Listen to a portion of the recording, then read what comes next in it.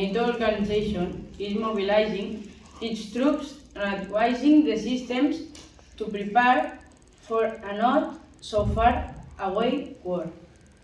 Against Russia, this has been provoked by Putin's relocation of troops towards the bad broker is the NATO.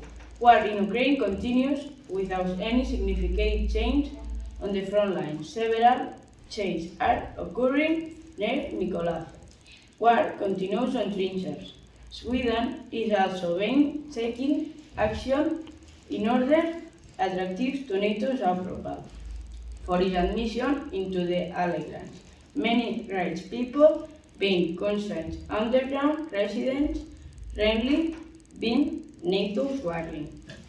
Estimates for the war start Tunkelov with work considering approximately to the date. About Asia, Israel is countering its way through Gaza, destroying almost everything on the path. The Red disgracing country, stopping international sea trade with the NATO's navy's intervention in the area to escort ships.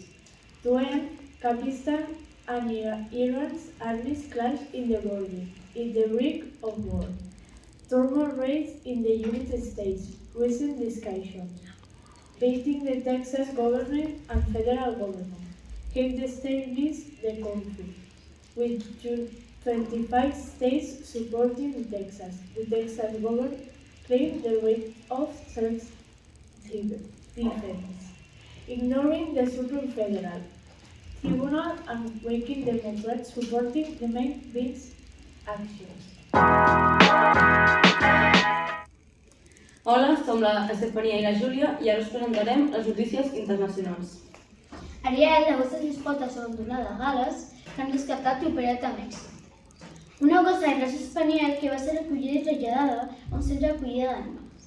A través de xarxes socials van poder aconseguir 15.000 lliures que han permès canviar-li la vida a la gossa de només 11 setmanes. Segons un anunciat a les xarxes socials, l'operació ha anat bé i li han pogut amputar les extremitats addicionals, sense afectar cap altra pota i així poder caminar. Ara, durant unes setmanes, s'haurà de recuperar.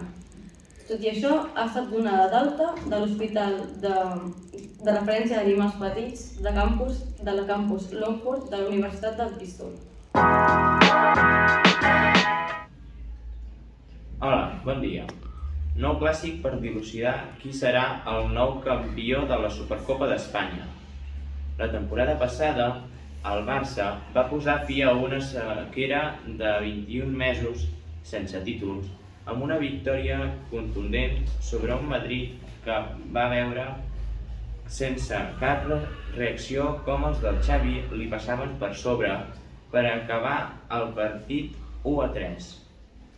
El Barcelona és l'últim finalista de la Supercopa d'Espanya 2024 després d'imposar-se a l'Osasuna 2-0, gràcies als gols de Lewandowski i Lamine Yamal. Així doncs, el conjunt culer aconsegueix l'última plaça a la final, on ja esperava un Real Madrid que va aconseguir classificar-se després d'un intens partit davant d'Atlètic de Madrid, en què va arribar a la pròrroga en empat 3-3, però en què es va imposar el físic i el conjunt merengue va sentenciar amb un 5-3 gràcies al Joselu Ibrahim Diez.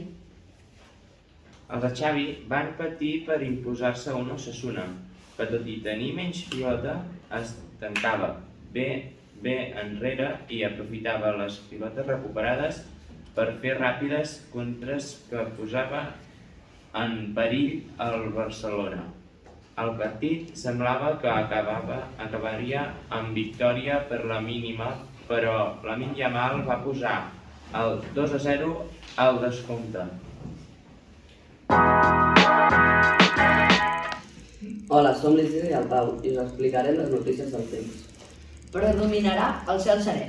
Si bé a partir de la tarda arribaran núvols alts i prims per l'oest del país, Per altra banda, a la vall de l'Ebre, a l'oest de la depressió central i a trams de la costa hi haurà estrats baixos al llarg del dia. És possible alguna precipitació feble i inapreciable a punts del litoral i prelitoral sud. La temperatura mínima serà lleugerament més baixa. En general, per la seva banda, la temperatura màxima serà similar o lleugerament més alta, si bé a Ponent i a la Catalunya central baixaran moderadament. A l'interior predominarà el vent, fluix, i la direcció variable, amb estones de component sud fluix durant les hores centrals de la jornada.